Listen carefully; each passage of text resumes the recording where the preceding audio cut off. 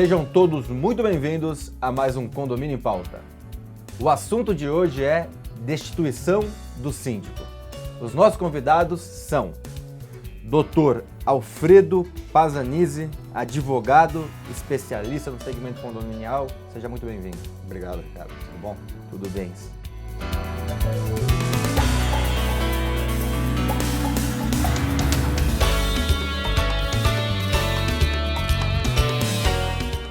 E Bruno Costa, gerente de condomínio, embora muito novo, já há quantos anos gerente de condomínio? Há 11 anos. Há 11 anos. Seja muito bem-vindo, Bruno. Muito obrigado.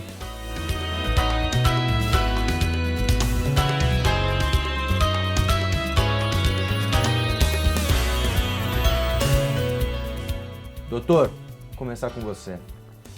Quando um síndico pode ser destituído? Ricardo, o síndico pode ser destituído. A lei prevê 3 requisitos, né? Quando não prestar contas, quando cometer irregularidades, são 2 requisitos objetivos, e tem um terceiro que é mais subjetivo, que é quando não administrar convenientemente o condomínio. Essa parte subjetiva que é a parte complicada, né? É a mais complicada. Porque os objetivos é mais fácil você ter o preenchimento deles, né? Não prestou contas? Motivo de destituição. O que é não administrar convenientemente o condomínio? O não prestar contas, ele não diz o período. Então, não prestar contas é o período de 12 meses ou pode ser não prestar contas, por exemplo, quando um condômino ou condôminos querem saber informações mensais, por exemplo? A pergunta é boa, porque, na minha opinião, isso a gente fala bastante lá no curso, o conceito de prestação de contas, aquela obrigação legal, para mim não está limitado ao que consta na lei, que é aquela obrigatoriedade de fazer a prestação de contas de 12 em 12 meses, que é a Assembleia Geral Ordinária. Tá? Esse conceito está muito ligado à transparência na gestão, como o síndico comunica os atos dele para o eleitorado dele, né? Como é que ele divulga os atos, as informações, o que ele está fazendo, como é que ele está arrecadando e gastando dinheiro. Isso, para mim, é fundamental para a permanência da gestão dele. Desculpa te interromper, mas seguindo esse princípio, se ele não prestar conta, não der acesso à pasta de prestação de contas mensal, já seria um motivo, então, para destituí-lo? Na minha opinião, já é um motivo. Se você entender que não é um motivo juridicamente preenchido para destituição, já está começando a dar motivo para o pessoal começar a reclamar da gestão dele. Então, aí já começa a minar a gestão do síndico, e é o que eu sempre oriento o pessoal no curso. Falo, gente, prestem contas. Prestar contas é transparência. Transparência é continuidade da gestão, você mata aqueles comentários que são fatais para qualquer síndico. Esse síndico não é transparente. Esse síndico eu não sei como é que ele está gerindo. E moralmente é uma obrigatoriedade também, né? Porque você é o representante do condomínio e não o dono do condomínio. Quanto mais você estiver se comunicando com os donos do dinheiro, que são os condôminos que estão pagando as contas, melhor. Né? Você está divulgando para eles o que você está fazendo com o dinheiro deles. Legal. Bruno, você, já há bastante tempo como gerente, já viu muita destituição de síndico? Já participei de alguns processos, né, ao longo da carreira voltado à destituição de síndico, e a gente sabe que é um problema muito sério, né? Hoje em dia ficou muito fácil da gente tratar esse assunto no dia a dia de condomínio, porque é uma dinâmica que tem subido muito em alta, né? Mas na prática a gente tem orientado de diversas formas pontuadas na lei, né, no 1349 do Código Civil, onde existem processos ao longo dessa demanda, né? E óbvio que à medida que a gente trabalha diretamente com o cliente, como administrador ou como gestor, a gente precisa orientar de fato quais são esses procedimentos. Mas é uma coisa que tem acontecido bastante ultimamente. E geralmente qual a principal motivação? A gente falou aqui que legalmente temos 3 motivações. Quais delas são as mais comuns no que aparece para você? O que eu consigo observar é que hoje em dia existem duas formas deles enxergarem. Eu digo eles, os condôminos, né? Uma com relação à política e uma com relação a particular. Eu digo política porque existem às vezes um quórum que é a favor a um síndico, outra chapa, um outro conceito, e o outro processo particular é com interesse próprio. Então a gente precisa balizar muito bem de um lado e de outro para poder envidar esforços com a melhor orientação possível, para atender o cliente de uma forma geral. Mas aí na alegação deles, então seria, a maioria dos casos, não administrar convenientemente o condomínio. Exatamente, que aí já que cai entra na nessa questão subjetiva. Exatamente. Doutor, antes de chegar na questão subjetiva, que acredito que dê mais pano para manga, a gente já falou um pouco sobre não prestar contas, então não é só a ordinária a cada 12 meses, é aquela prestação constante, que eu também entendo dessa forma, embora não seja advogado. E praticar irregularidades. O praticar irregularidades também tem uma pitada aí interessante, porque ele tem que ser provado que é uma irregularidade, então tem que ser julgado, entrar na justiça julgado e a justiça dizer que é uma irregularidade. Isso que eu queria entender. É complicado, né?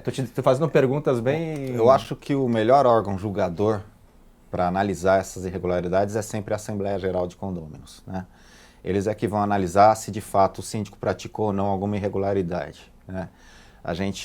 É um conceito que entra um pouquinho na questão subjetiva também, porque não está muito claro o que são essas irregularidades. Então não precisa ser irregularidade julgada pela lei nesse caso. Então, porque a gente só vai ser realmente uma irregularidade comprovada, vamos dizer assim, a hora que a justiça disser que é uma irregularidade. Então não é esse caso. Pode ser um julgamento da Assembleia entendendo que ele teve ações irregulares perante o condomínio. Sim. Os casos que a gente vê caírem na justiça, é difícil você ver um juiz entrar no mérito das motivações que levaram a Assembleia a definir a destituição do síndico, tá? O que a gente vê quando o judiciário entra nessas questões é muito mais uma preocupação dos julgadores em analisar se as razões formais, as convocações das assembleias foram regulares, se houve voto de inadimplentes, se houve a convocação por 1/4 dos condôminos, enfim. São essas questões formais ligadas à convocação da assembleia e à realização do ato em si, do que no mérito da questão. Eles não entram muito nesses méritos. No mérito da motivação. É. Por isso que, como o Bruno disse, a maioria dos casos que a gente vê é a questão da motivação subjetiva de não administrar convenientemente o condomínio. Isso. Bruno, o administrador, no caso você, fica numa posição um pouco delicada, né? Sim. Porque o síndico, que tem um contato direto com o administrador, com o gerente do condomínio, mas os outros condôminos, que também são seus clientes, estão convocando para tirar ele do cargo. Como que fica o administrador nesse fogo cruzado? Na verdade, é uma sinuca de bico, né? A gente tem que trabalhar muito com a transparência da gestão, propriamente dita pela administradora, em virtude de tudo aquilo que está sendo levantado. Então, uma das maiores preocupações nossa, para não puxar sardinha para nenhum dos lados, é verificar todo o processo. As pastas de prestações de contas, se foi homologado no passado talvez uma auditoria mensal para que aquilo pudesse ser balizado e informado aos condôminos. Deixa eu te interromper uma coisa, depois eu vou até falar de convocação com o doutor. Chegou uma convocação, então 1/4 dos condôminos, a gente vai falar um pouco mais, explicar mais detalhadamente, convocaram para destituir esse síndico. Como que o administrador procede daqui para frente? Porque normalmente, né, esses condôminos mandam para a administradora e a administradora tem que fazer a parte administrativa de enviar a convocação. Sim. Mas de outro lado, geralmente o administrador sofre uma pressão muito grande do síndico, que vira uma briga, até muitas vezes pessoal, que não quer que o administrador faça essa convocação. Queria que você entrasse um pouco nesse mérito.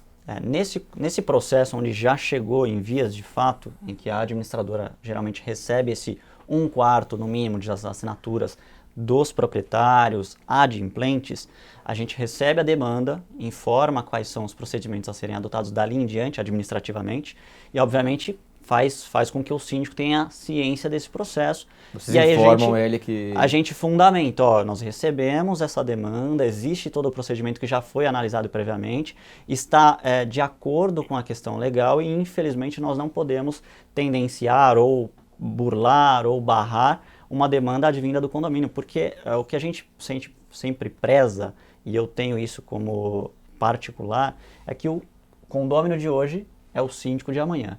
Então hoje eu estou atendendo um síndico numa gestão bienal ou anual, de certa forma a gente sabe os prazos, mas amanhã pode ser aquele condômino que incitou esse processo por uma questão legal, né, que ele entende naquele momento, pode ser o síndico, então preciso fazer um meio campo em todos os sentidos. E doutor, é uma obrigação da administradora convocar perante esse 1/4 dos condôminos? Ou não? A função da administradora é verificar, como o Bruno falou, se formalmente aquela convocação está regular, né? Analisar se 1/4 dos condôminos que estão ali convocando são de fato condôminos, né? Ou não, às vezes é gente de fora, às vezes é um casal que assina e multiplica, ao invés de ser uma unidade representada, tem 2 pessoas ali assinando. A gente tem muito além de ser 1/4 dos condôminos, né? Tem a questão de inadimplente, adimplente e mais algumas outras questões que eu já quero falar com você, mas antes disso, eu vou chamar um quadro que é o Síndico de Sucesso, olho na tela.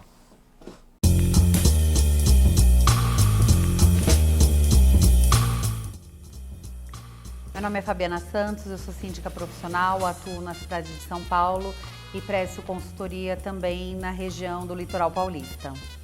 Sempre atuei como conselheira nos condomínios onde eu morava, me tornei subsíndica e já como subsíndica senti a necessidade de ir em busca de conhecimentos sobre sindicância profissional. Fiz diversos cursos na área, me profissionalizei, assumi o meu primeiro mandato de síndica e atualmente já estou no meu 3º mandato.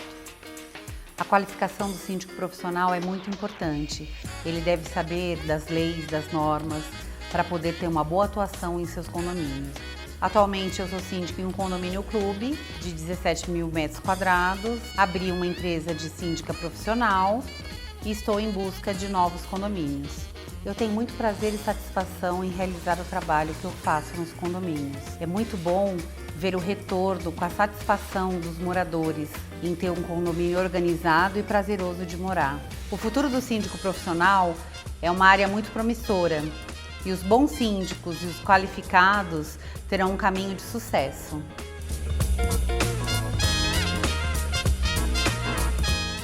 Bom, estamos de volta. Como convocar de maneira correta e para não trazer um problema também para esse grupo de moradores, né? Existe a possibilidade de convocação em juízo? Uma outra pergunta. E casos de anulação dessa assembleia? Se você já vivenciou, Bruno, e o que você diz como advogado. Você que está em casa, não perca o segundo bloco com essas respostas e muito mais. Até sexta-feira.